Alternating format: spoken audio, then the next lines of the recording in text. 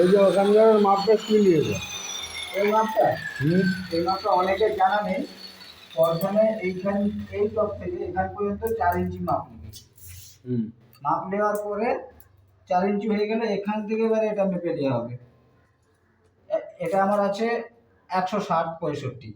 হুম তো 160-65 একটা মাপ নিয়ে 60ই ধরে নে। হুম এখান থেকে 160 নিলিস, এখান থেকে 4 ইঞ্চি নিলিস, হুম দিয়ে কোনাকুনি টাকুনি দিবি, মাপ ইজি এসে যাবে।